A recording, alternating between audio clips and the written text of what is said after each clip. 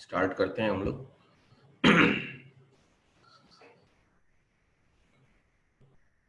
जी, पहला सवाल है सर, कोई भी इनवैलिड टेंडर वो कॉन्ट्रैक्ट डिस्चार्ज नहीं करता।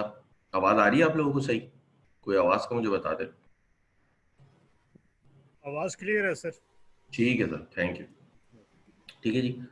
पहला है कि कोई भी इनवैलिड टेंडर वो कॉन्ट्रैक्ट डिस्चार्ज नहीं करता। जी बिल्कुल, अगर कोई इनवैलिड टेंडर होगा तो वो कभी भी कॉन्ट्रैक्ट को डिस्चार्ज नहीं करेगा।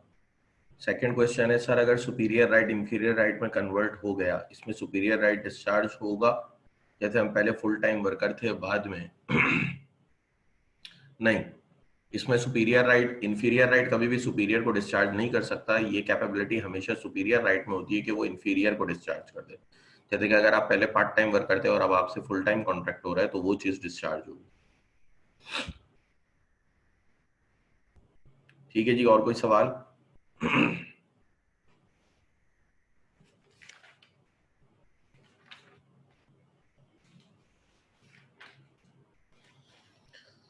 अच्छा जी, कोई क्वेश्चन नहीं है। हम स्टार्ट कर देते हैं क्लास, क्योंकि हो सकता है पता नहीं आगे नेट के सिग्नल्स वगैरह जाएं या क्या हो, क्योंकि चहलम भी आए बहरा। लेकिन जी हमने इससे पहले एक दफ़ा बात कर चुके हैं हम, और हमने वहाँ पे कॉन्टीजेंट कॉन्ट्रैक्ट की बात करी थी। तो कुछ बुक्स में तो ये चैप्टर जो है वो उसके साथ ही लिखा हुआ है। कॉन्टीजेंट कॉन्ट्रैक्ट का ही पार्ट बना के अलग साथ लिखा हुआ है। लेकिन यहाँ पे हमने अलग से एक चैप्टर है, चैप्टर नंबर 11, कॉसाई कॉन्ट्रैक्ट या कंस्ट्रक्टिव कॉन्ट्रैक्ट भी इन्हें कहा जाता है। दोनों टर्म्स होती हैं। देखिए, ये बेसिकली कोई कॉन्ट्रैक्ट नहीं होता जो पार्टी अपनी मर्जी से बनाए। ऐसा कॉन्ट्रैक्ट नहीं होता जिसमें प्रॉपर एक ऑफर हो, दूसरे को एक्सेप्टेंस हो, दोनों पार्टी अपनी मर्जी से बना रही हो। ऐसा नहीं होता। ठीक है, कि कंसेंसस एडिडम भी नहीं है, बेसिकली इसमें एक्सेप्टेंस भी नहीं है, ऑफर भी नहीं है। ये कॉन्ट्रैक्ट बनता कैसे है? ये बाय लीगल आप पे इम्पोज्ड होता है, बाय लॉ आप पे इम्पोज्ड होता है इक्विटेबल प्रिंसिपल के तहत। कि इक्विटेबल प्रिंसिपल क्या है? कि किसी को भी अनएडजस्टेड अनजस्ट बेनिफिट ना मिले। ठीक है, हमेशा बेनिफिट हर किसी को एडजस्ट होके मिले।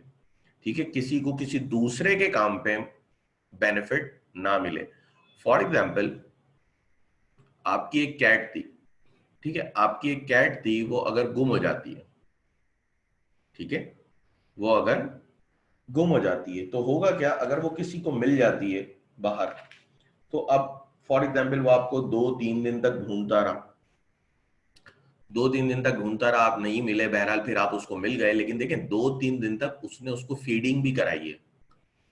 अब जब उसको आप मिले तो लाजमी सी बात है वो आपसे पैसे मांगेगा। तो यहाँ पे आप दोनों का कोई ऑफर एंड एक्सेप्टेंस वगैरह की थी कोई चीज नहीं थी, लेकिन बाय लीगल आप पे लाइबिलिटी आएगी, आप पे इम्पोजिशन आएगी कि आप जो है उसको पेमेंट करें। और यही चीज कहलाएगी कॉसाई कॉन्ट्रैक्ट, कि आपके बीच में कॉसाई कॉन्ट्रैक्ट क्रिएट हो जाएगा जो कि बाय लॉ आप पे इम्पोज्ड होगा। ठीक है, हमेशा कॉसाई कॉन्ट्रैक्ट बाय लॉ इम्पोज्ड होता है हम पे। कभी भी हम खुद से अपनी मर्जी से कॉसाई कॉन्ट्रैक्ट नहीं बनाते। क्यों इम्पोज्ड होता है? ताकि किसी को भी एक अनफेयर एडवांटेज किसी दूसरे के ऊपर ना मिले। इक्विटेबल प्रिंसिपल के तहत होता है कि किसी को भी कोई अनफेयर एडवांटेज ना मिले। अब मजीद हम आगे इस पे बात करते हैं। The contract Act deals with contractual obligation under section 68 to 72 which are discussed below। अब किन सूरत हाल में कॉसाई कॉन्ट्रैक्ट क्रिएट हो जाता है, हम वो सूरत हाल भी एक दफा देख लेते हैं। पहली, claim for necessary supply to a person incapable of contracting on his account। देखें, आपने बहुत पहले जब हम चैप्टर नंबर 4 पढ़ लेते कैपेसिटी ऑफ पार्टीज, तो वहां पे आपको याद होगा कि हमने एक चीज पढ़ी थी कि माइनर जो है हमेशा उसके साथ अगर कोई एग्रीमेंट करते हैं तो वो तो वाइड अब इनिशियो होता है। लेकिन अगर कोई शख्स माइनर को नेसेसिटी सप्लाई करता है कि उसका सर्वाइवल हो सके, वो जिंदा रह सके, ठीक है, ऐसी सूरत हाल में अगर कोई उसको नेसेसिटी सप्लाई कर रहा है तो इसका मतलब क्या है? कि बाद में वो माइनर से वो नेसेसिटीज रिकवर कर सकता है, माइनर की प्रॉपर्टी को सेल आउट वगैरह करके उसकी प्रॉपर्टी में से वो रीइंबर्समेंट कर सकता है। तो दर हकीकत यहाँ पे भी एक कॉसाई कॉन्ट्रैक्ट क्रिएट हो रहा था, ठीक है। माइनर में भी एक कॉसाई कॉन्ट्रैक्ट ही क्रिएट हो रहा था।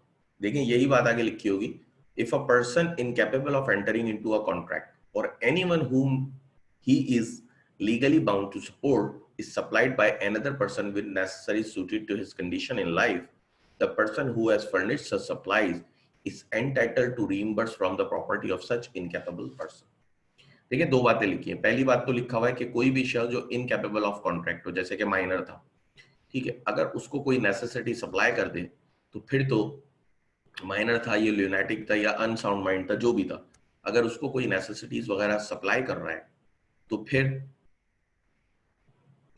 माइनर की प्रॉपर्टी में से वो शख्स वो नेसेसिटीज रिकवर कर सकता है, रीइंबर्स कर सकता है, ठीक है। लेकिन आपको याद होगा हमने वहां पे एक और बात पढ़ी थी कि अगर माइनर के पास कोई प्रॉपर्टी नहीं है तो माइनर पर्सनली लायबल नहीं है, आपके फिर नेसेसिटी के पैसे नहीं मिलेंगे। इसी तरह से दूसरी बात लिखी हुई कि अगर सपोर्ट के लिए बाउंड कोई और था नेसेसिटी सप्लाई करने के लिए और कर किसी और ने दी, तो वो जो थर्ड पार्टी वो भी आपकी, फॉर एग्जांपल जैसे कि हस्बैंड होता है, हस्बैंड की जिम्मेदारी होती है कि अपनी वो फैमिली को फीड करेगा, उनके ब्रेड एंड बटर का ध्यान रखेगा।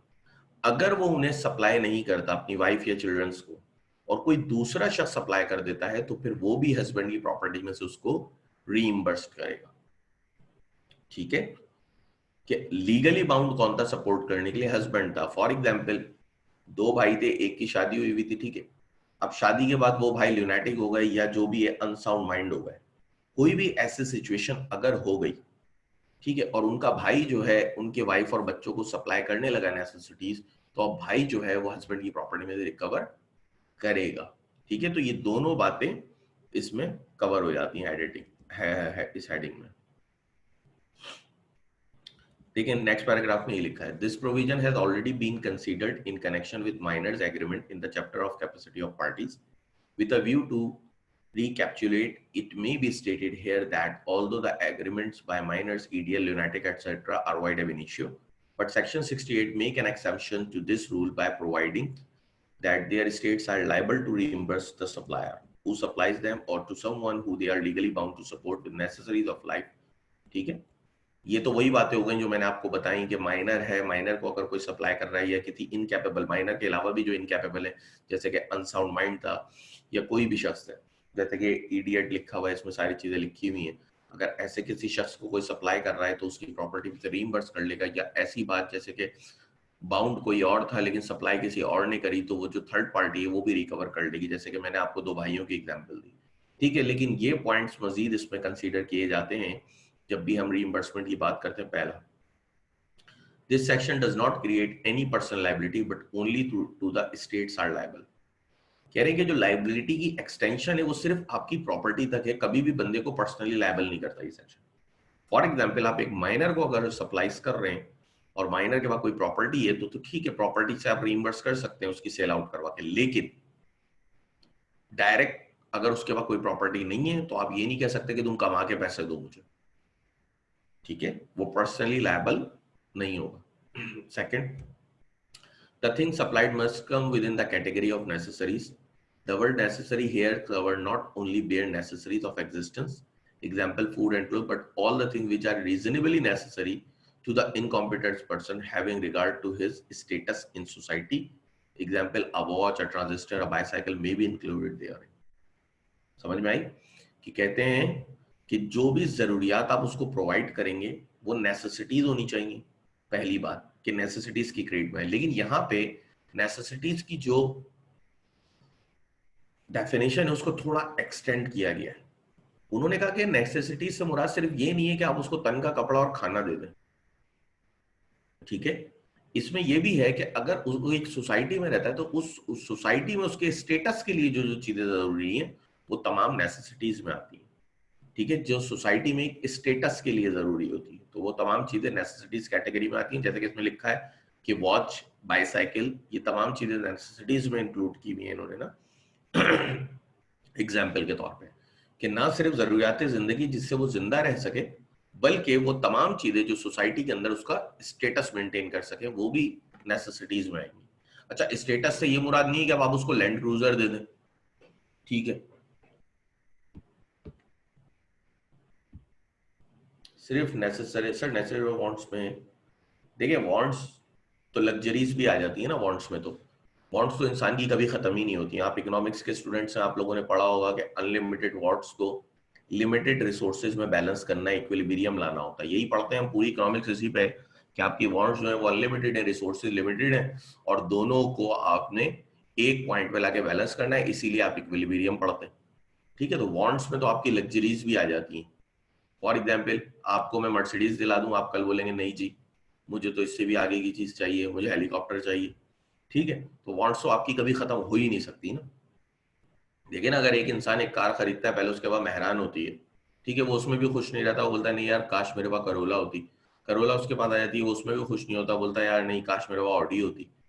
ठीक है, ऑडी आ जाती है, वो कहता है नहीं जी मेरे पास काश लेक्सस 570 होती। तो ये क्या है, उसकी चीजें चलती रहेंगी, वांट्स कभी खत्म नहीं होगी।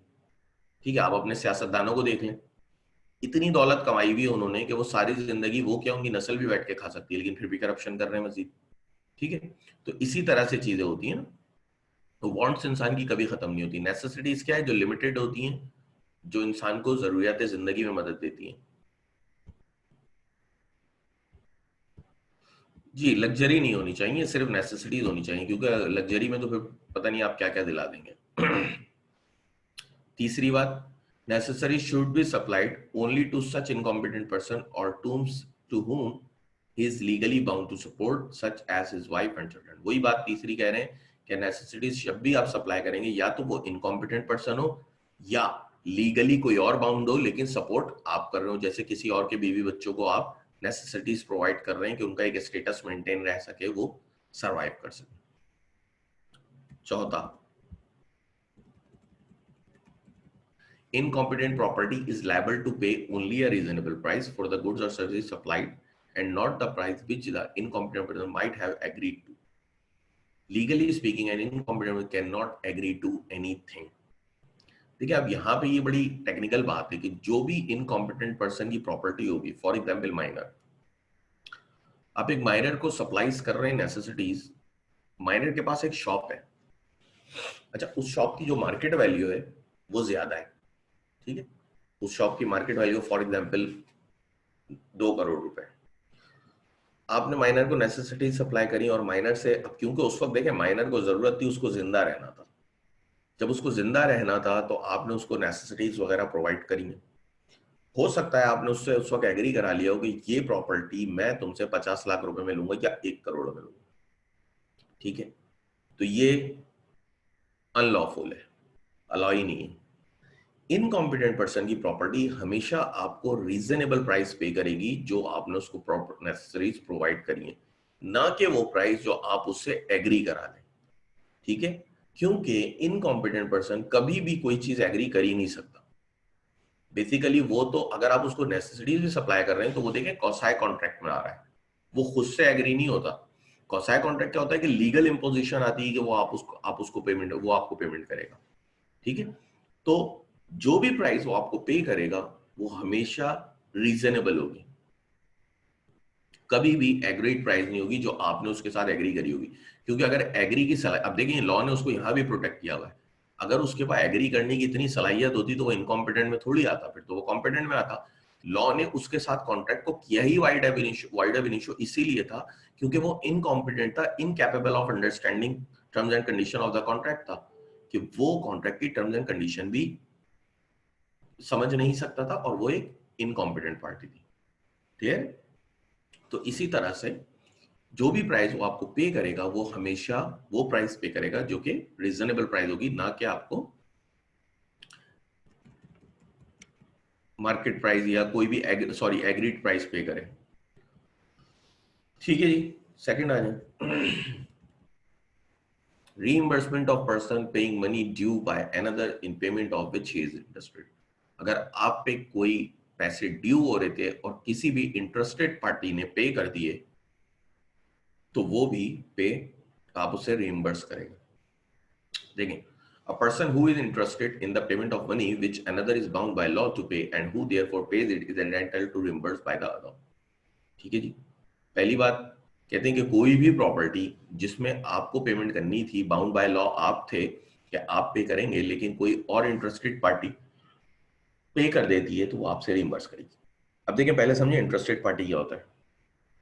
फॉर एग्जाम्पल,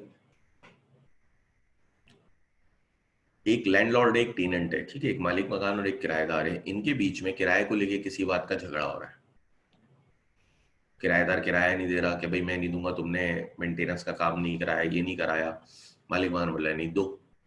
ठीक है, ये दोनों गली में अगर लड़ रहे हैं और कोई शख्स वहां से गुजर रहा था, शरीफ इंसान, और वो अपनी जेब से निकाल के किराया दे देता है मालिक मकान को कि ये दोनों ना लड़े, तो देखें कभी भी वो शख्स उससे रीइंबर्समेंट नहीं कर सकता किराएदार से किराए की।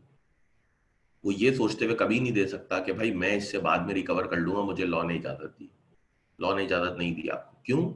क्योंकि आप यहाँ पे इंटरेस्टेड पार्टी थे ही नहीं। ठीक है, लीगली वो बाउंड था पे करने के लिए किराएदार, लेकिन आप इंटरेस्टेड पार्टी नहीं थे। आपका क्या इंटरेस्ट है? आप गली से गुजर रहे थे, आप सीधे सीधे चले आते। आपको क्या जरूरत थी रुक के पूरा मसला सुन के अपनी जेब से पैसे देने की? आप इंटरेस्टेड पार्टी थे ही नहीं। ठीक है, सेकंड देखें, अब मैं आपको बता दूं example. For example, mister A, mister B और मिस्टर सी, ये तीन लोग एक कॉन्ट्रैक्ट में, या चलें दो लोग हैं, ए और बी। ए ने क्या करा, कुछ गुड्स जो है वो इंपोर्ट कराई और किसी तरह से उन्होंने कस्टम से निकलवा के बी के वेयर हाउस में रख दी। ठीक है, गुड्स इंपोर्ट हुई और गुड्स जो है वो कहाँ रखी हुई?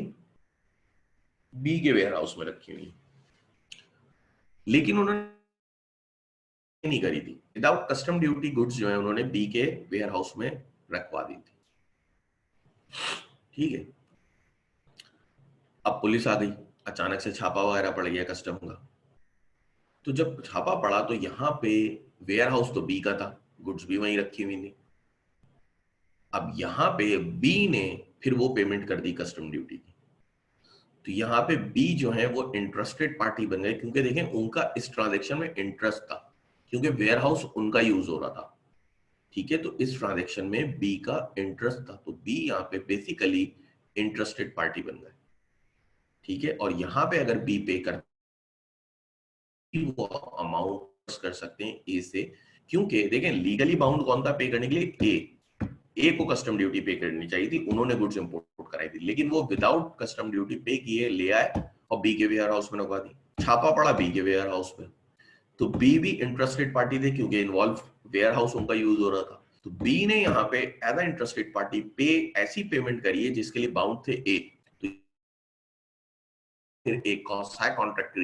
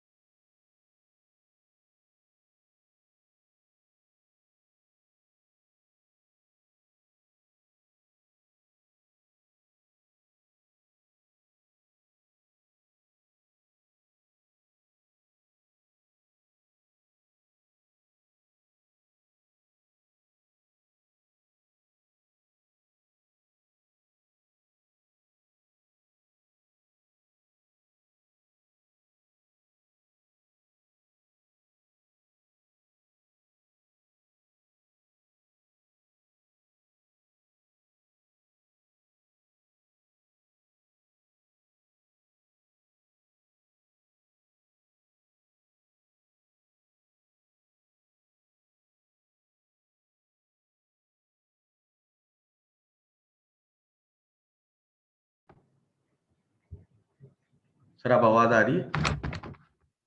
जी सर, ठीक है सर, करिए। ठीक है, ठीक है, लैन से कनेक्ट कर। अच्छा जी,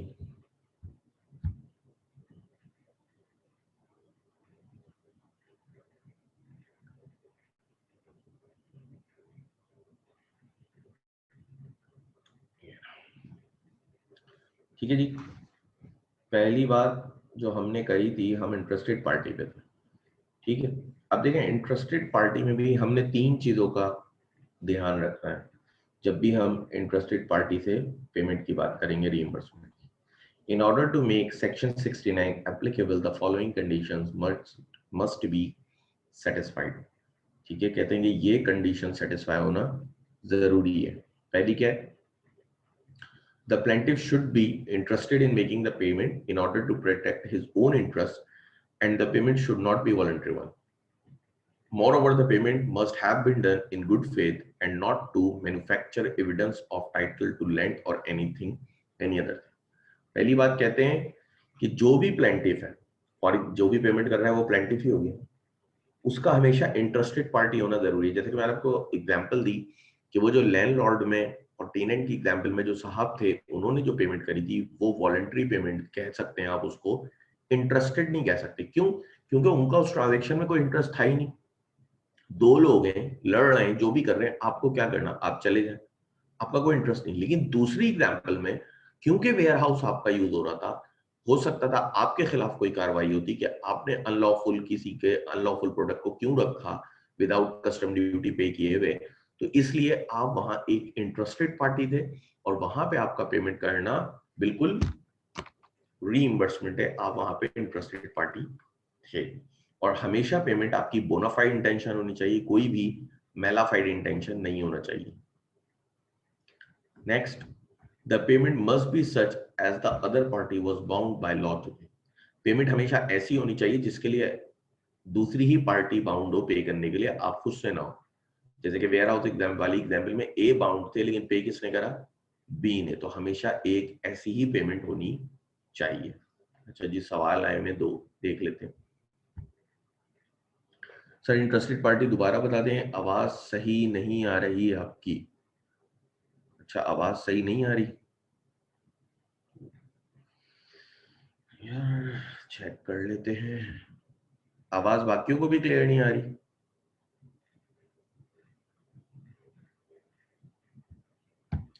चलिए, इंटरेस्टेड पार्टी में दोबारा बता देता हूँ। इंटरेस्टेड पार्टी क्या है? जिसका आपकी ट्रांजैक्शन में इंटरेस्ट हो, ठीक है, जिसका आपकी ट्रांजैक्शन में इंटरेस्ट होना चाहिए। जैसे कि हमने एक एग्जांपल दी, मैंने आपको कहा एक लैंडलॉर्ड है और एक टेनेंट है, दोनों आपस में लड़ रहे हैं रेंट की उसमें। अगर आप वहां से गुजरे और आप रेंट पे कर दें सिर्फ इस वजह से कि यार लड़ रहे हैं, अच्छा नहीं लग रहा, आपने पे कर दिया। अब मुझे एक बात बताएं, इस ट्रांजेक्शन में आपका कोई इंटरेस्ट था? आपका कोई इंटरेस्ट नहीं था, आपके लिए बनता ही नहीं था कि आप पे करें, तो यहाँ पे इंटरेस्टेड पार्टी नहीं थे। लेकिन जो मैंने दूसरी एग्जांपल दी वो क्या दी कि ए ने गुड्स इंपोर्ट कराई और विदाउट कस्टम ड्यूटी पे किए उन्होंने वो गुड्स बी के वेयर हाउस में रखवा दी। ठीक है, विदाउट कस्टम ड्यूटी पे किए उन्होंने वो बी के वेयर हाउस में रखवा दी। ठीक है, ऐसे सिचुएशन में अब इसमें हुआ क्या? जब छापा वगैरह पड़ा जो भी था, तो बी ने इंपोर्ट ड्यूटी पे कर दी, कस्टम ड्यूटी पे कर दी। यहां पे देखें, बी इंटरेस्टेड पार्टी थी। क्यों? क्योंकि वेयर हाउस बी का था। लेकिन अगर वेयर हाउस मिस्टर सी का होता, ए ने गुड्स इंपोर्ट करा के सी के वेयर हाउस में रखी हुई होती और बी जाके पे कर देते, तो वहां पे बी तो इंटरेस्टेड पार्टी नहीं थे। इंटरेस्टेड पार्टी ये कब बने? ट्रांजेक्शन में इनका इंटरेस्ट ये था कि वेयर हाउस इनका यूज हो रहा था। ठीक है, तो पहली बात, आप हमेशा इंटरेस्टेड पार्टी हो। दूसरी बात कि पेमेंट हमेशा कोई दूसरा बाउंड हो पे करने के लिए। जैसे कि हमारी एग्जांपल में मिस्टर ए की ये जिम्मेदारी थी कि मिस्टर ए कस्टम ड्यूटी पे करते, लेकिन उन्होंने नहीं पे करी। ऐसा ना हो कि बी की जिम्मेदारी और बी पे कर रहे हो, नहीं, फिर वो तो डायरेक्ट पार्टी होगा। तीसरी कंडीशन, एक और क्वेश्चन है। अच्छा, क्वेश्चन नहीं है उन्होंने, थैंक्स का। तीसरी condition, the payment must not be such as the plaintiff himself was bound to pay. He should only be interested in making the payment. In other words, a suit under this section is maintained only for the reimbursement and not for contribution. Thus, where there is a joint liability on joint wrongdoers, only one of them discharge the liability. No suit for contribution from the other would be maintainable under this section. कहते हैं कि भाई जो भी payment होगी, जो भी plaintiff होंगे, वो कभी भी खुद बाउंड ना हो पेमेंट के लिए. देखिए हमारी ट्रांजैक्शन में जो बाउंडिंग थी वो किसकी थी? ए की थी. बी इंटरेस्टेड पार्टी बने, बी पे लायबिलिटी जरा सी भी नहीं थी. लेकिन अगर ए और बी मिलके गुड्स इंपोर्ट कराते तो मिलके ही बाउंड बनते, ज्वाइंट लायबिलिटी क्रिएट होती, इन दोनों को ही कस्टम ड्यूटी पे करनी पड़ती, जो भी कंट्रीब्यूशन इन दोनों का आपस में डिसाइड होता. लेकिन अगर दोनों मिलके इंपोर्ट कराते, ठीक है, अगर ऐसी सिचुएशन होती तो फिर ज्वाइंट लायबिलिटी क्रिएट होती, फिर जो सूट है वो कंट्रीब्यूशन के लिए मेंटेन नहीं हो पाता कि आप उसको डिस्चार्ज कर दें. आपका सूट मेंटेन होगा रीइंबर्समेंट के केस में, और रीइंबर्समेंट के लिए जरूरी है कि आप हमेशा इंटरेस्टेड पार्टी हो, खुद से डायरेक्ट पार्टी ना हो, आपकी ज्वाइंट लायबिलिटी ना हो. हमारे केस में भी बी की ज्वाइंट लायबिलिटी थी ही नहीं, ठीक है, बी की ज्वाइंट लायबिलिटी थी ही नहीं. क्लियर? जैसे कि फॉर एग्जांपल अगर यहां पे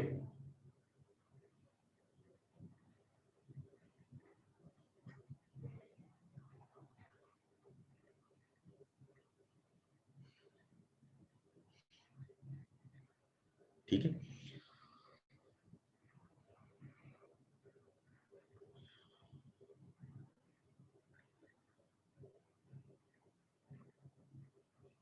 अगर यहां पे सूट जो फाइल हो रहा है, देखें सूट का डिफरेंस आ रहा है, वो सूट आ रहा है कि आप रीइंबर्समेंट का सूट फाइल कर रहे हैं.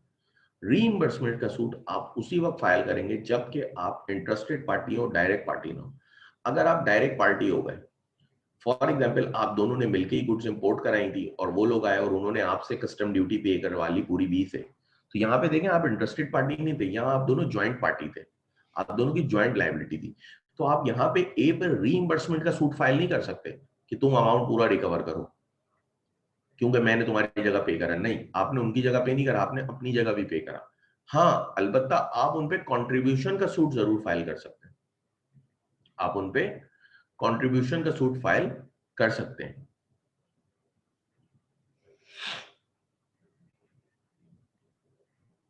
ठीक है, तो इस सेक्शन के तहत बेसिकली होगा क्या कि हम सेक्शन 69 के तहत सूट फाइल नहीं करेंगे, हम सेक्शन 43 के तहत सूट फाइल करेंगे. ये फर्क है, क्योंकि वहां सेक्शन 69 तो रीइंबर्समेंट का सेक्शन है ना, वो कहता है कि अगर इंटरेस्टेड पार्टी हैं आप और दूसरा बाउंड टू पे था, आपने बोनाफाइड इंटेंशन के तहत पे कर दिए, तो ठीक है, आप उस पर सूट फाइल करें और उससे पूरा अमाउंट रीइंबर्स कर लें.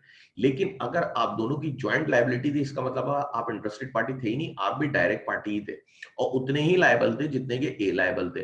अगर ऐसी सूरत हाल में आपने कोई ड्यूटी वगैरह पे कर दी तो फिर आप सेक्शन 43 के तहत कंट्रीब्यूशन का सूट फाइल करेंगे, आप रीइंबर्समेंट का सूट फाइल नहीं कर सकते. एक क्वेश्चन है, देख ले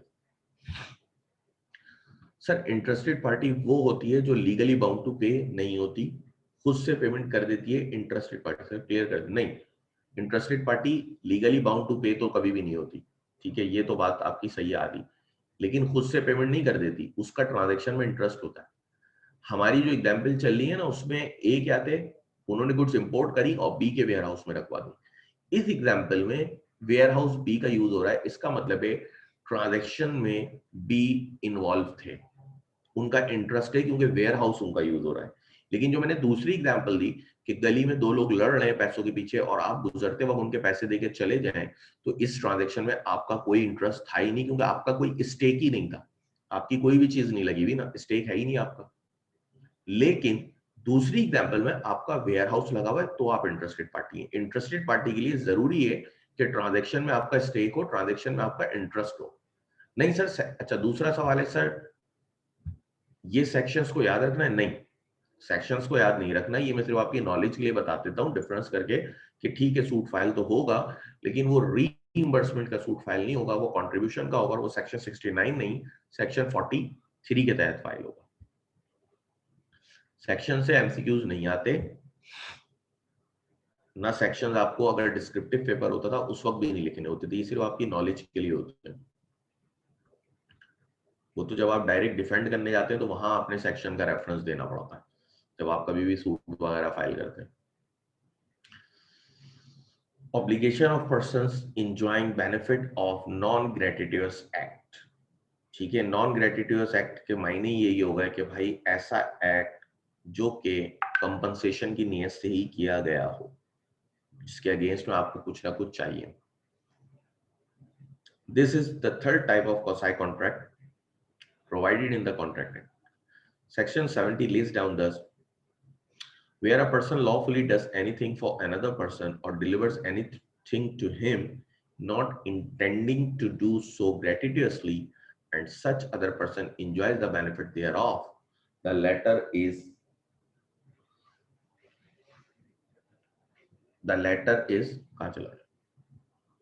bound to make compensation to the former respect of or restore the thing so done or delivered. कहते हैं कि अगर कोई भी एक्ट किसी भी शख्स ने नॉन ग्रेटिट्यूसली किया है और आपने उसका बेनिफिट इंजॉय कर लिया, तो आप उसको पेमेंट करेंगे। फॉर एग्जाम्पल, एक घर में आग लग रही है, आप उस आग को बुझाने के लिए गए, और बाद में आपने कहा कि लाइए जी आग बुझ गई, पैसे दीजिए, ठीक है, तो कोई पेमेंट नहीं होगी क्योंकि ये एक ग्रेटिट्यूस एक्ट है। लेकिन अगर आप रेलवे स्टेशन पे खड़े होते हैं और एक कूली आके आपका सामान उठाता है और आपके साथ चलना शुरू कर देता है और आप ऑब्जेक्ट भी नहीं करते, तो ये एक नॉन ग्रेटिट्यूस एक्ट है, वो आपसे कंपनसेशन क्लेम करेगा। ठीक है, वो आपसे कंपनसेशन क्लेम कर लेगा। कोई भी एक्ट जो कोई भी शख्स नॉन ग्रेटिट्यूसली करता है, ठीक है, कोई भी एक्ट जो नॉन ग्रेटिट्यूसली कोई शख्स करता है, तो वहां पे वो लीगली लायबल लीगली उसके पास ये राइट आ जाता है कि वो आपसे कंपनसेशन क्लेम करेगा। अब ये एग्जाम्पल देखें, नहीं पूछिएगा, मुझे बाकी शहरों का तो नहीं पता, लेकिन कराची में अक्सर जब भी मैं लॉ पढ़ाता हूँ और वहां पे जो है अक्सर स्टूडेंट मुझसे यही सवाल पूछते हैं इसी जगह आके कि सर वो जो हम रोड पे गाड़ी रुकती है और अचानक से भागते हुए आते हैं, वाइपर लेके मारना शुरू कर देते हैं विंड स्क्रीन पे, तो उनको पेमेंट करनी है कि नहीं करनी? तो भाई उनको कोई पेमेंट करना कोई लीगली राइट नहीं है, क्योंकि वो ऑथराइज नहीं है, वो खुद से जबरदस्ती आते हैं, आप मना भी करते रहे वो मारते रहते हैं। ठीक है, ना वहां का कोई कस्टम है कि जो भी आप पे वाइपर मारेगा उसको पैसे मिलेंगे। ठीक है जी, तो वो कोई ऐसी बात नहीं है उसमें, क्योंकि अक्सर ये सवाल इस जगह स्टूडेंट लाजमी पूछते हैं। पिछले 4 बैचेस से मैं पढ़ा रहा हूँ और 4 बैचेस से ये सवाल आया है फिजिकली।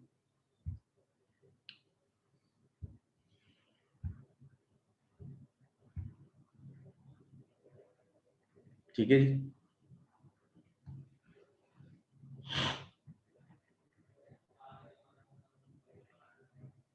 अच्छा, एक मिनट जरा चलते हैं हम आगे।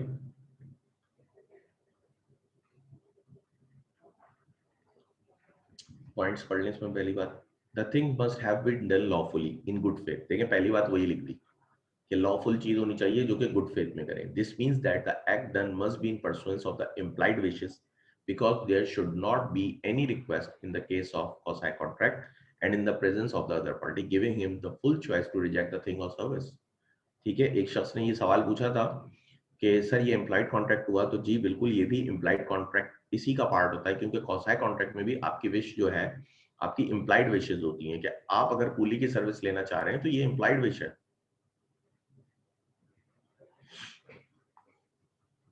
ठीक है, वो आपको कोई रिक्वेस्ट नहीं कर रहा, ये एक इम्प्लाइड विश है। क्या वो आपके पास आया, अपनी सर्विसेज, आपका सामान उठाया, आप चाहते तो आप उसको रिजेक्ट कर देते, लेकिन आपने रिजेक्ट नहीं करा, बल्कि आपने उसकी सर्विस को फुल एंजॉय किया और खुद से सामान नहीं उठाया और उसके साथ सिर्फ चलना शुरू हो गए। ठीक है, तो इम्प्लाइड विशेज होनी चाहिए और लॉफुली डन होना चाहिए। क्लियर है? दूसरा, द थिंग, जैसे कि आप देखें जो वाइपर मारने आते हैं, अगर हम उनको देखें तो पहली बात तो क्या है, लॉफुल एक्ट नहीं होता, लॉफुली नहीं होती वो चीज। दूसरी बात, आपकी इम्प्लाइड विश भी नहीं होती कि वो आके वाइपर मारना शुरू कर दे, आप रिजेक्ट भी कर रहे होते हैं, वो तब भी मारते रहते हैं। ठीक है, second, the thing must have been done by a person not intending to act gratuitously, it must have been done with the intention of being paid for। जो भी एक्ट वो शख्स करेगा जरूरी है कि वो ग्रेटिटुअसली ना हो, वो एक्ट हमेशा पेमेंट की नियत से ही करेगा। जैसे कि कोई भी कूली अगर आपका सामान उठाता है रेलवे स्टेशन पे, कभी भी उसकी नियत ये नहीं होती कि वो सवाब की नियत से कर रहा है, हमेशा यही होती है कि वो पेमेंट करेगा। ठीक है। Third point, the person for whom the act is done must have enjoys the benefit of the act। जिस शख्स के लिए भी एक्ट किया जा रहा है जरूरी है कि उसने बेनिफिट एंजॉय भी कर लिया। जैसे कि आपका सामान उठा के वो चलना शुरू हुआ तो आपने बेनिफिट एंजॉय करा, क्या आपको खुद सामान नहीं उठाना पड़ा। ठीक है, तो ये भी जरूरी है कि आपने वो बेनिफिट एंजॉय कर लिया। जैसे कि दराज वाले आते हैं, ठीक है, दराज आपके आपके घर पे डिलीवरी की जगह आपके पड़ोसी के घर पे डिलीवरी कर दी। अच्छा, आपके पड़ोसी ने भी वो प्रोडक्ट खोली और यूज करना शुरू कर दी, तो ऐसी सूरत में भी फिर वो बाउंड है कि वो पे करेंगे उसको। ठीक है, फिर वो बाउंड हो जाते हैं कि वो उसको पे करेंगे हर हालत में। अच्छा, इसमें थर्ड हो गया हमारा। 4 है responsibility of finder of goods. Finder of goods भी बेसिकली कॉसाई कॉन्ट्रैक्ट में ही होता है, जिसके कुछ राइट्स होते हैं, कुछ उसकी ड्यूटीज होती हैं। फाइंडर ऑफ गुड्स बेसिकली कहलाता है कि किसी भी कोई भी चीज आपको मिल जाए तो आप फाइंडर ऑफ गुड्स बन जाते हैं, तो आपके कुछ राइट्स भी आ जाते हैं, कुछ आपकी ड्यूटीज भी आ जाती हैं। तो सेक्शन 71 यही कहता है, a person who finds goods belonging to another and takes him into his custody is subject to same responsibility as bailee. Bailee को समझ लें, अभी तक आप बेली को एक केयरिंग पर्सन के तौर पे ले लें, हम बाद में देखते हैं बेली कौन होता है। ठीक है, अभी अमानतदार के तौर पे ले लें। ठीक है, हम बाद में आगे बेलमेंट के चैप्टर में डिटेल्ड में पढ़ेंगे, अभी के लिए ये मैं रेफर कर रहा हूँ बेली। देखिए, जो भी शख्स किसी की कोई भी चीज मिले और वो अपनी कस्टडी में ले लेता है तो उसकी रिस्पॉन्सिबिलिटी बिल्कुल वैसी हो जाती है जैसे एक अमानतदार की होती है, एक बेली की होती है। ठीक है, अब उसमें क्या क्या रिस्पॉन्सिबिलिटीज आती हैं, जैसे कि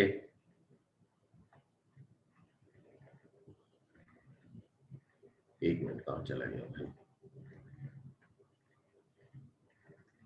ठीक है, देखिए क्या क्या रिस्पॉन्सिबिलिटी आती है। जैसे कि अगर आपको किसी की भी गुड्स मिलती हैं तो वो हम देखते हैं, तो सबसे पहले तो ड्यूटीज क्या है। He must try to find out the real owner. पहली ड्यूटी क्या हो गई कि जब भी आपको किसी की कोई भी चीज मिले तो सबसे पहले तो आपने असली मालिक को तलाश करना है। ठीक है, और उस चीज को अपने ओन यूज में नहीं लेना। यही लिखी हुई है, must try to find out the real owner of the goods and must not appropriate the property to his own use. ठीक है, पहली तो ड्यूटी यही हो गई कि आपने पूरी कोशिश करनी है कि आपको असली मालिक मिल जाए और आप गुड्स को अपने पर्सनल यूज में ना लें। If the real owner is traced, he must restore the goods to him on demand। दूसरी बात कि अगर रियल ऑनर ट्रेस हो गया, आपको मिल गया, तो आपके लिए ये लाजमी है कि आप उसकी गुड्स को वापस करें उसके डिमांड करने पर। If he does not take these measures, he will be guilty of criminal misappropriation of the property under section 403 of Pakistan Penal Code. Further, till the goods are in possession of the finder, he must take as such care of goods as a man of ordinary prudence would, under similar circumstances, take of his own goods of the same bulk, quality and value। तीन बातें लिखी हुई हैं। पहली बात, जब भी आपको किसी की कोई खोई हुई चीज मिलेगी, आपने सबसे पहले कोशिश करनी है कि उसके रियल ऑनर को आप ढूंढने, पूरी कोशिश करनी है और गुड्स को अपने पर्सनल यूज में ना लें। दूसरी बात, अगर ये रियल ऑनर ट्रेस हो जाता है तो आप उसको गुड्स डिलीवर करेंगे, रीस्टोर कर देंगे उसकी डिमांड। तीसरी बात, अगर आप ये चीजें नहीं करते, किसी की कोई भी चीज मिली और आपने उसको ढूंढने की कोशिश नहीं करी, तो आप क्रिमिनल ऑफेंस में आ जाते हैं, मिस एप्रोप्रिएशन ऑफ प्रॉपर्टी में पाकिस्तान पेनल कोड के तहत आप गिल्टी चार्ज हो जाएंगे। फिर एक और ड्यूटी आपकी ये है कि जितने भी अरसे गुड्स आपके पास रहेंगी, आपने उसकी रीजनेबल केयर करनी है। मतलब उसी तरह से आपने उसकी केयर करनी है जिस तरह से आप अपनी गुड्स की करते अगर वो डायरेक्ट आपसे बिलोंग करते। ठीक है, फॉर एग्जाम्पल आपको किसी का खोया हुआ मोबाइल मिले तो आपने उसकी उतनी ही केयर करनी है जितनी आप अपने मोबाइल की करते। फॉर जैसे कि अगर आपका अपना मोबाइल होता तो आप कभी भी सुनसान सड़क से पैदल नहीं जा रहे होते कि स्नैचिंग ना हो जाए। ठीक है, तो ऐसा नहीं कि किसी और का पड़ा मिला है तो आपने जेब में रख के घूमना शुरू कर दिया, नहीं, आपने उसकी भी उतनी ही केयर करनी है जितनी आप अपनी गुड्स की केयर करते हैं। तो ये 3-4 ड्यूटीज जो हैं ये आपकी फाइंडर ऑफ गुड्स की होती है। इसी तरह फाइंडर ऑफ गुड्स के कुछ राइट भी होते हैं, ठीक है। अब उसके राइट्स क्या क्या है वो देख लेते हैं। पहला, till the true owner is found he can retain position of the goods against everybody in the world. कह रहे हैं कि जब तक के असली ऑनर मिल नहीं जाता, ये राइट है फाइंडर ऑफ गुड का कि वो गुड्स को अपने पास ही रखा रहे और किसी को भी ना दे सारी दुनिया में, ठीक है। दूसरा राइट क्या है? He is entitled to receive from the true owner all expenses incurred by him for preserving the goods or finding the true owner. दूसरा राइट ये है कि भाई उसके पास ये एंटाइटलमेंट है कि जब ट्रू ऑनर मिल जाए तो वो तमाम एक्सपेंसेस रिकवर करे जो कि उसने उस गुड्स की प्रोटेक्शन में लिए थे। फॉर एग्जाम्पल, अगर आपको किसी का गोल्ड मिलता है पड़ा हुआ, ठीक है, गोल्ड मिल जाता है और आप उसका इंश्योर्ड करा लेते हैं क्योंकि शहर में चोरी की वारदातें बहुत ज्यादा हो रही थी, तो आपने थोड़ा सा इंश्योरेंस वगैरह करा, तो ये क्या करा आपने, उसकी प्रिजर्वेशन करी, गुड्स को सेफ रखा है, तो ये भी आप रिकवर करेंगे। या आपको किसी की ऐसी, जैसे कैट की मैंने एग्जांपल दी थी, वो आपको मिल जाती है, तो अब आप उसको फीडिंग करा रहे हैं, तो वो फीडिंग वगैरह के तमाम एक्सपेंसेस जो है ट्रू ऑनर के मिलने के बाद आप उससे रिकवर करेंगे। तीसरा राइट, एक मिनट भाई, 3 सवाल आ गए एक साथ। नहीं, ग्रेटिट्यूसली एक्ट तो आपका अलग ही बात हो गई ना। ग्रेटिट्यूस एक्ट तो ये हो गया कि विदाउट कंपनसेशन आप कोई काम करते हैं, ठीक है। अगर रियल ऑनर नहीं मिलता तो देखते हैं ना अभी क्या होता है, नीचे चलो तो चलने तो दो। कहाँ था मैं? हाँ, तीसरी बात, he is a lean on the goods for the money so spend, he can refuse to return the goods to the true owner until these monies are paid। तीसरा राइट ये है कि जब तक के ट्रू ऑनर पूरी payment ना कर दे, आप उसकी गुड्स को होल्ड कर सकते हैं कि भाई पेमेंट करो, जो मेरा एक्सपेंस हुआ है तो मैं गुड्स वापस करूंगा, वरना मैं वापस नहीं करूंगा, ठीक है। एक और बात सुन लें कि आप गुड्स तो होल्ड कर सकते हैं, लेकिन आपके पास ये राइट नहीं है कि आप सूट फाइल कर दें कि मेरे को इससे अमाउंट रिकवर करना है, तो आप इसको सोचते हुए सूट फाइल कर दें, नहीं, आप उसके लिए सूट फाइल नहीं कर सकते। दूसरा, आप अगर उन गुड्स पे कोई रिवॉर्ड था और गुड्स ढूंढने से पहले आपको उस रिवॉर्ड का पता चल गया था, तो आप उस रिवॉर्ड के लिए सूट फाइल कर सकते हैं, ठीक है। तो एक एक करके हमने पढ़ी। पहली क्या पढ़ी थी कि भाई पहली बात, वो अपने पोजीशन में रखेगा, सारी दुनिया को सिर्फ ऑनर, रियल ऑनर को देगा, बाकी किसी को भी पूरी दुनिया में नहीं दे सकता, ये उसका राइट है। दूसरा, जब ट्रू ऑनर मिल जाए तो तमाम की तमाम जो भी उसने एक्सपेंसेस इनकर्ड किए उस गुड्स को प्रिजर्व करने के लिए या असली मालिक को ढूंढने के लिए, तो वो तमाम के तमाम उससे रिकवर करेगा। तीसरा, अगर असली मालिक एक्सपेंस नहीं देता जो उससे इनकर हुए हैं, तो फिर वो होल्ड कर ले और कहेगा मैं जब तक पे नहीं तब तक के आप मुझे इसकी पेमेंट नहीं करते। फिर मजीद बात क्या है कि वो कभी भी अपना जो एक्सपेंसेस इनकर्ड हुए हैं उसके लिए सूट फाइल नहीं कर सकता, लेकिन अगर उसके गुड्स ढूंढने से पहले पहले कोई रिवॉर्ड अनाउंस हुआ था, ठीक है, अगर उसके गुड्स ढूंढने से पहले पहले कोई रिवॉर्ड अनाउंस हुआ था तो वो उस रिवॉर्ड के लिए सूट फाइल कर सकता है, ठीक है। Majeed, but he can file a suit against the recovery which was offered by the owner for the return of goods provided he comes to know the offer of reward before actually finding out the goods. Majeed आगे पढ़ें। The finder of goods is entitled to sell the goods if the owner cannot be found out or if he refuses to pay the lawful charges of the finder in the following two situations only। कहते हैं कि अब true honour मिल गया, पहली बात तो या तो ट्रू ऑनर मिला नहीं या मिल गया और वो कह रहा है कि मैं तो जो तुम्हारे लॉफुल चार्जेस जो तुमने इनकर्ड किए एक्सपेंसेस को प्रिजर्व करने के लिए वो पे नहीं करूंगा। तो अगर ये दो सिचुएशंस हैं तो फिर जो है वो फाइंडर ऑफ गुड्स जो है वो गुड्स को सेल आउट कर सकता है। पहली सिचुएशन है when the things is in danger of perishing और losing the greater part of its value. कह रहे हैं कि भाई जो भी गुड्स थी वो डेंजर थी कि वो खराब हो जाएंगी या अपनी वैल्यू खो देंगी। फॉर एग्जाम्पल, अगर किसी को कोई फ्लावर शॉप होती है तो फ्लावर का कोई बॉक्स मिल रहा है किसी को, ठीक है, किसी शख्स का फ्लावर का बॉक्स मिल रहा है और या फ्रूट्स का बॉक्स मिल जाता है पड़ा हुआ, तो वो देखें पेरिशेबल नेचर का है, उसको आप सेल आउट कर सकते हैं। आप रियल ऑनर को ढूंढने जाएंगे तो हो सकता है कि वो चीज जो है अपनी वैल्यू खो दे या खराब हो जाए, क्योंकि पेरिशेबल है, बहुत जल्दी खराब हो सकती है। ठीक है, तो वहां पे आप क्या करेंगे, आप गुड्स को सेल कर सकते हैं। क्योंकि यहाँ पे डेंजर किस चीज का है कि या तो ये खराब होकर अपना ग्रेटर पार्ट खो देगी वैल्यू का, या बिल्कुल ही खो देगी। ठीक है, या दूसरी सिचुएशन कि जो भी लॉफुल चार्जेस आपके थे वो 2/3 हो गए थे गुड्स के। फॉर एग्जाम्पल, ठीक है, जो भी लॉफुल चार्जेस थे वो 2/3 हो गए थे गुड्स के।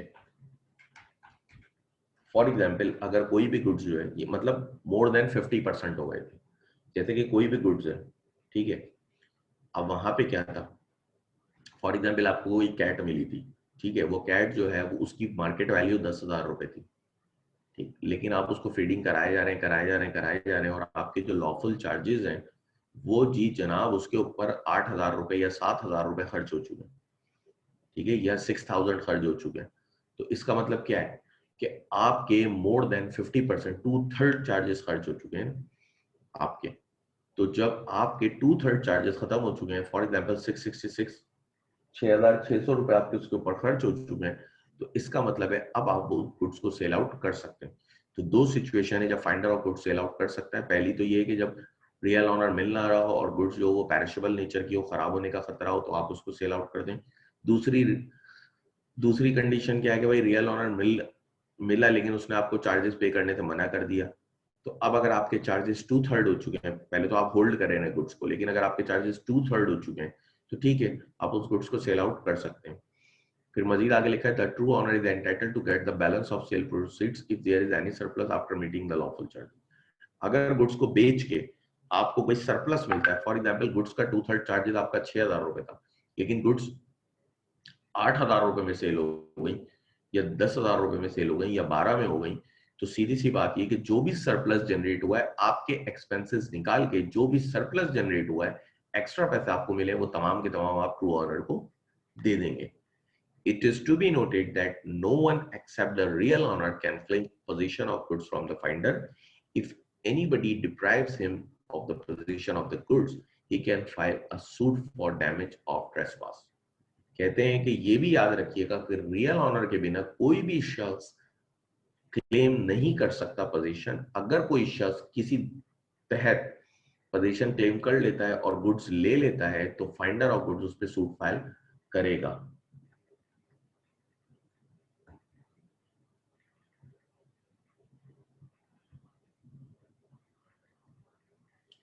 थर्ड वन आ जाए, यहां तक सबको क्लियर है?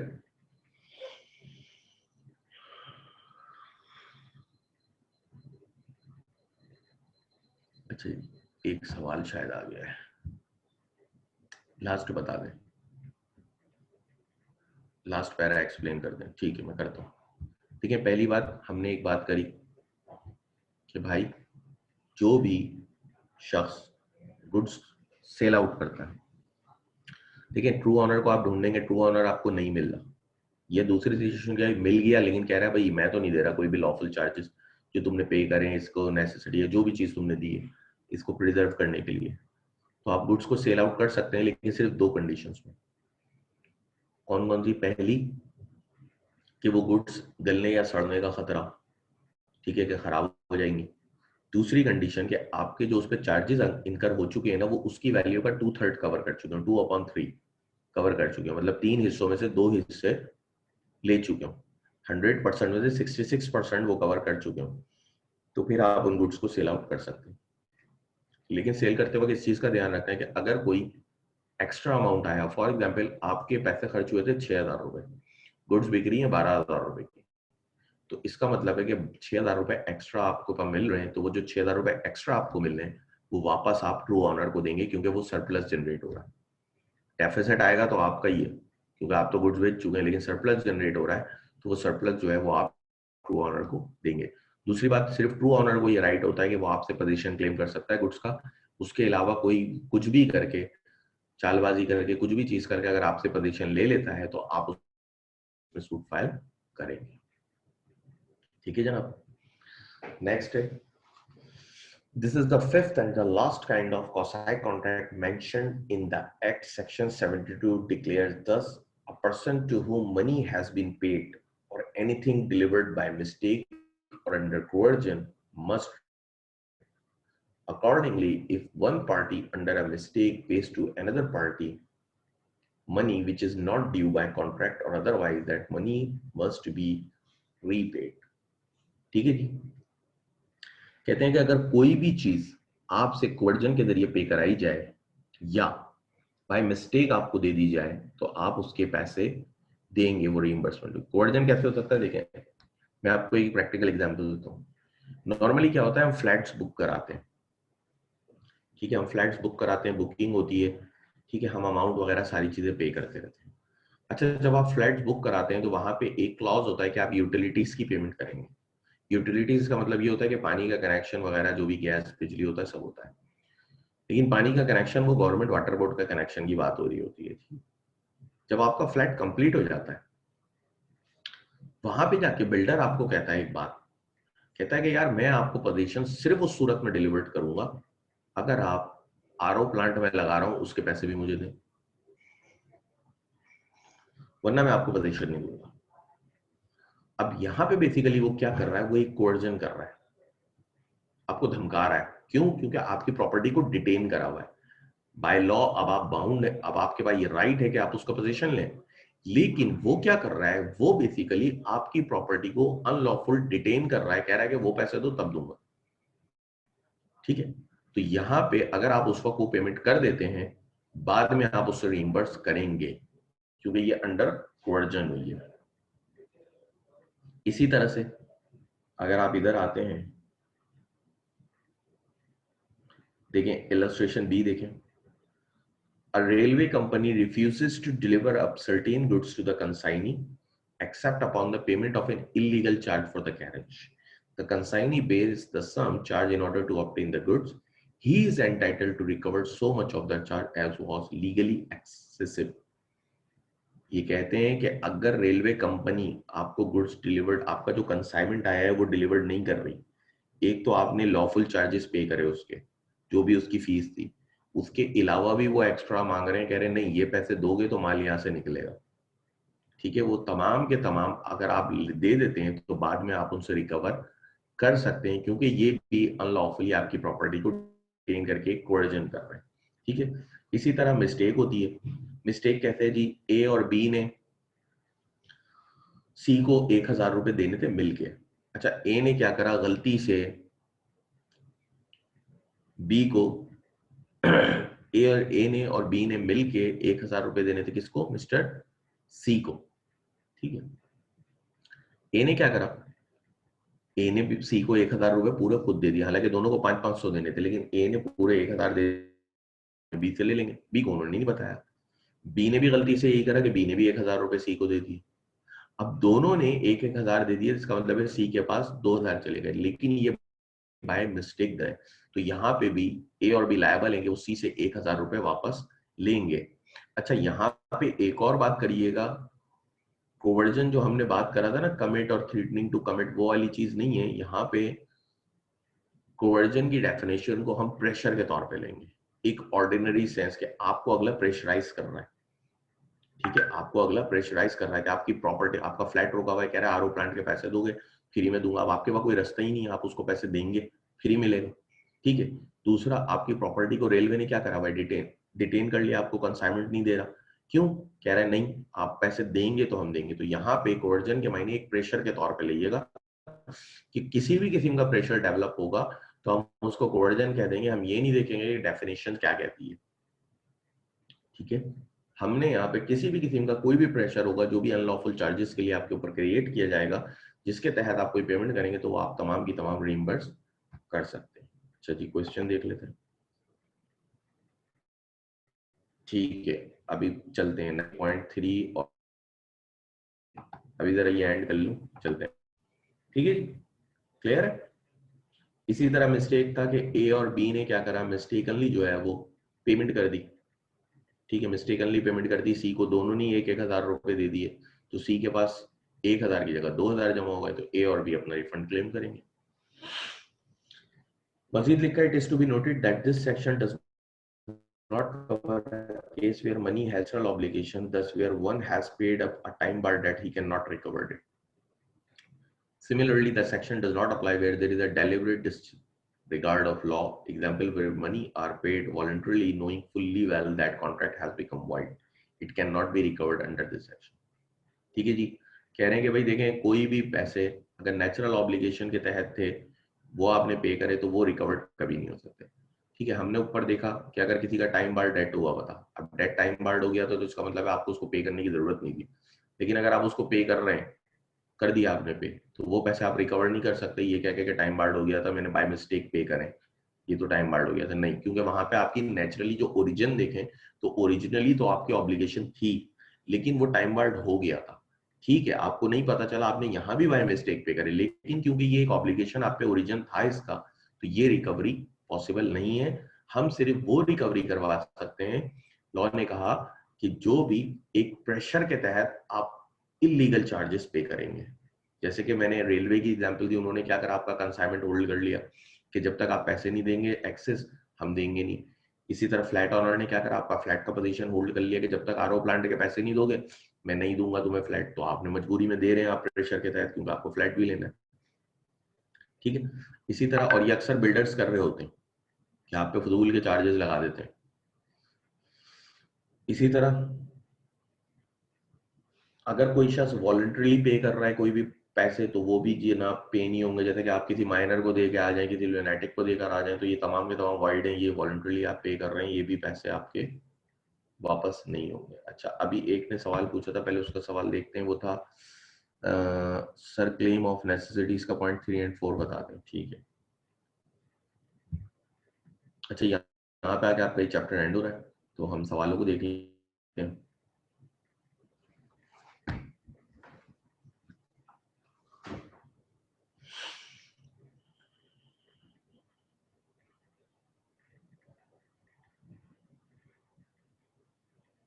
ठीक है, पॉइंट 3 और 4 देखें। 3 the necessity should be only to such incompetent person to someone who is legally bound. जो भी नेसेसिटीज आप प्रोवाइड करेंगे जरूरी है कि या तो वो किसी इनकॉम्पिटेंट पर्सन को, जो कि आप capacity of parties chapter number 4 में पढ़ कर आए, या किसी ऐसे शख्स के लिए हो जिसको लीगली तो कोई और बाउंड हो सपोर्ट करने के लिए कर आप रहे हो। जैसे कि आपका भाई है, उसकी जैसे कि मिस्टर ए और बी हैं, दोनों आपस में भाई हैं। ठीक है, बी की शादी हुई है, लेकिन बी क्या हो गए, पागल हो गए। अब बी देखें यार लीगली बाउंड थे कि अपने बीवी बच्चों को सपोर्ट करें, नेसेसिटीज प्रोवाइड करें, लेकिन क्योंकि वो पागल वगैरह हो गए या वो नहीं कर रहे किसी भी वजह से, और ए प्रोवाइड कर रहे हैं, तो ए यहाँ पे फिर बी की प्रॉपर्टी से रिकवर करेंगे, भले बी किसी भी वजह से उनको पे ना कर लो। क्यों? क्योंकि लीगली बी की ये जिम्मेदारी थी बीवी बच्चों की फीडिंग। ठीक है, लेकिन लीगली वो बाउंड थे, लेकिन वो कर नहीं रहे, इसलिए ए करेंगे। अच्छा, पॉइंट नंबर 4 क्या था? जो भी इनकॉम्पिटेंट पर्सन होगा या जो भी शख्स होगा, जैसे कि माइनर की कोई प्रॉपर्टी है, तो वो रीजनेबल प्राइस जो कि नेसेसिटीज की होगी आप वही देंगे। आप उससे कोई प्राइस एग्री नहीं कर सकते कि देखो यार मैं तुम्हें नेसेसिटीज तो प्रोवाइड कर दूंगा लेकिन मैं 20 लाख रुपए लूंगा। नहीं, ऐसी कोई एग्री प्राइस नहीं होगी। जो भी उन नेसेसिटीज की प्राइस बनेगी सिर्फ वही पे करेंगे। जैसे कि मालूम हो रहा है नेसेसिटीज बन रही है 2000 रुपए की और किए हुए थे 10,000 रुपए। ठीक है, नहीं तो वो 2000 ही आपको मिलेंगे। अच्छा जी, इनका आंसर हो गया है। टाइम बार्ड दोबारा बता दें प्लीज। टाइम बार्ड वो होता है जो लिमिटेशन एक्ट के तहत 3 साल गुजार चुका हो। देखिए, मैंने आपको एक बात बोली, मैंने आपको बात ये बोली कि ये पॉइंट नोट करिएगा कि जब भी मिस्टेक होनी चाहिए तो वो हमेशा ऐसी ना हो जिसकी नेचुरल ऑब्लिगेशन आप पे ऑलरेडी क्रिएट हुई थी किसी दौर में। जैसे कि टाइम बार्ड डेट था ना, एक डेट था जो आपको देना था, आप नहीं दे सके 3 साल में, वो टाइम बार्ड हो गया। अब आपको जरूरत नहीं थी उसको देने की, लेकिन गलती से आपने उस शख्स को पैसे दे दिया और वो टाइम बाय डेट पे कर दिया। आज आप जाके कोर्ट में खड़े होकर ये नहीं कह सकते कि जी मैंने बाय मिस्टेक पैसे दिए थे। आप ये नहीं कह सकते कि मैंने बाय मिस्टेक दिए थे, मैं रिइंबर्समेंट चाह रहा हूं। क्यों? क्योंकि इसकी ऑब्लिगेशन पे नेचुरली एक क्रिएट हुई थी किसी दौर में। ठीक है, लेकिन अगर ए और बी ने सी को 1000 रुपए देने थे, 500-500 रुपए मिला के, लेकिन ए ने क्या करा, ए ने पूरे 1000 दे दिए, उन्होंने कहा बी से मैं लेता रहूंगा। गलती से बी ने भी यही सोच के सी को दे दिया, तो सी के पास एक्स्ट्रा 1,000 चले गए, वो जो है वो रिफंड क्लेम कर सकते हैं। तो ये थोड़ा मिस्टेक में फर्क है कि वहां पे एक नेचुरल ऑब्लिगेशन ऑलरेडी आप पे क्रिएट की। सर क्या ऑनर टाइम बार्ड के बाद क्लेम कर सकता है चार्जेस? नहीं जनाब, टाइम बार्ड हो गया, आप कुछ भी चार्ज नहीं होते। अब तो आपको राइट ऑफ, आपने अकाउंटिंग में पढ़ा होगा ना, राइट ऑफ कर दें। पांचवा रिपीट कर दें, पांचवें पे आ जाते हैं। अच्छा जी, पांचवें पे आ जाते हैं हम।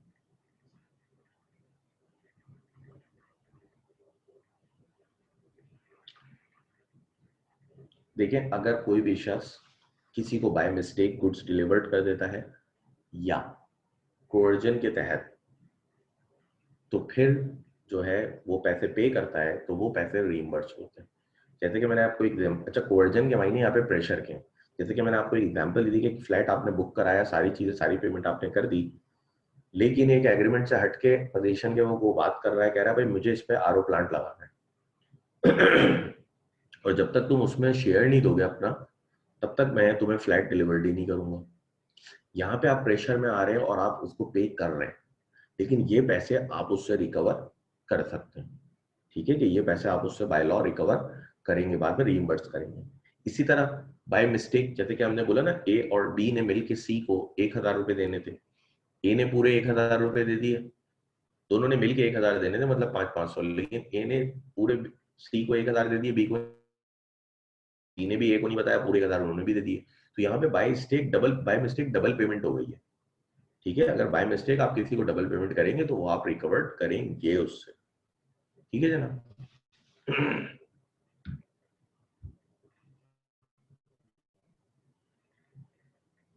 हाँ यार, वो दूंगा लीगल और इलीगल, और इसके अलावा चैप्टर नंबर 6 भी जो है वो भी मैं आपको सेंड कर दूंगा, वो भी मुझे याद नहीं रहा था। दोनों चीजें मैं आपको सेंड कर दूंगा, लीगल और इलीगल भी। लीगल इलीगल तो मैंने शायद आप लोगों को सेंड कर दिया था, मैं एक मिनट चेक करता हूँ भाई, वो मैंने शायद आप लोगों को सेंड करा हुआ है।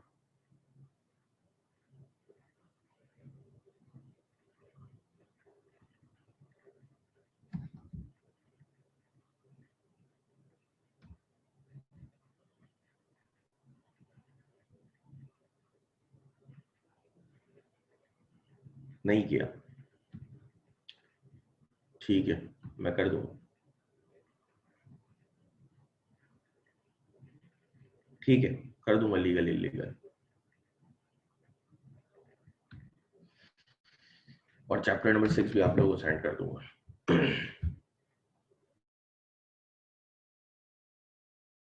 आरओ प्लांट यूटिलिटी में इंक्लूड नहीं था भाई। देखिए, यूटिलिटी जो वो ले रहे होते हैं ना एग्रीमेंट में, उसके मायने होते हैं कि आपको जो वाटर बोर्ड का कनेक्शन आएगा। आरओ प्लांट तो आप एक्स्ट्रा लगा रहे हैं ना, बोरिंग करा रहे हैं, ऐसा कोई आपका कॉन्ट्रैक्ट नहीं होता। जो यूटिलिटी आप दे रहे हैं उसमें गवर्नमेंट कनेक्शंस होते हैं, कि वो गवर्नमेंट को पेमेंट्स होंगी, एसएसजीसी के इलेक्ट्रिक और ये सारी चीजें, तो वो कनेक्शन है, तो उसमें वाटर बोर्ड के कनेक्शन की बात होती है। लेकिन अगर आप आरओ प्लांट लगाते हैं तो ये आप अपना प्राइवेट लगा रहे हैं, ये आप नहीं ले सकते। ठीक है, वो जो यूटिलिटी है वो आप रिम्बर्स नहीं कर सकते, क्योंकि वो तो लीगली आप पे ऑब्लिगेशन दी कि आपने पे करनी है, लेकिन ये आप एक्स्ट्रा कर रहे हैं। फॉर एग्जाम्पल, कल को वो बोले मैं फ्लैट के ऊपर हेलीपैड बनाऊंगा, इसके भी पैसे दो मुझे, वरना मैं तुम्हें फ्लैट डिलीवर्ड नहीं करूंगा। तो भाई ये एग्रीमेंट में थोड़ी सारी चीजें डिसाइडेड थी उस वक्त, ये तो आप हट के प्रेशराइज कर रहे हो अगले को कि जी उसके 2-3 करोड़ रुपए आपके पास फंस चुके हैं फ्लैट के ऊपर, और आज 6-8 लाख रुपए के लिए आप उसको होल्ड करके बैठे हुए हो। तो लाजमी सी बात है, अगले के 3 करोड़ फंसे हुए, वो प्रेशर में होगा, वो दे देगा कि चले यार अभी फ्लैट तो लूं, इसलिए लॉ ने यहाँ पे उसको अलाउ करा है कि तुम दे दो, लेकिन कल को रिइंबर्स भी कर लेना। ठीक है जी, और कोई सवाल है? वरना पे खत्म करते हैं, क्योंकि नेक्स्ट चैप्टर हमारा 12 है और टाइम हमारे पास कम है, तो फिर उसको हम कल से ही स्टार्ट करेंगे। कॉन्ट्रैक्ट एक्ट आपका एंड होने वाला है। ठीक है, टोटल 15 चैप्टर है इसमें, बाकी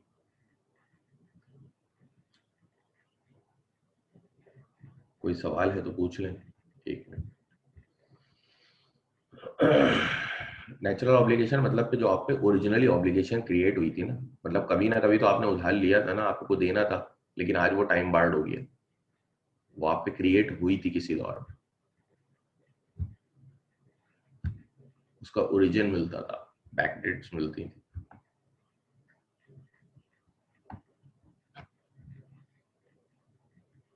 ठीक है जी, यहीं तक रखते हैं, एंड करते हैं।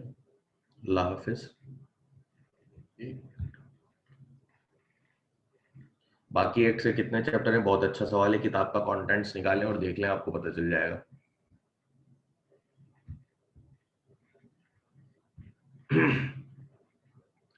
ठीक है जी, अल्लाह हाफिज, यहीं तक रखते हैं।